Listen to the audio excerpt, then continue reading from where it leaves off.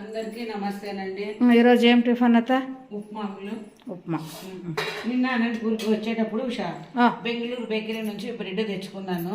Family bread అంటారు, చాలా బాగుంటుంది. ఎక్కువ స్వీట్ ఉండదు.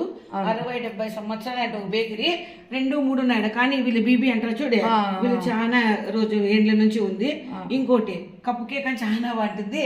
నిన్న డజన్ తెచ్చింది, అన్ని తినేసి 3 ఉన్నాయి చూడు. సాయంకాలం తిన్నా, చాలా బాగుంటుంది. షాప్ కూడా కప్పు కేక్ అంటారు.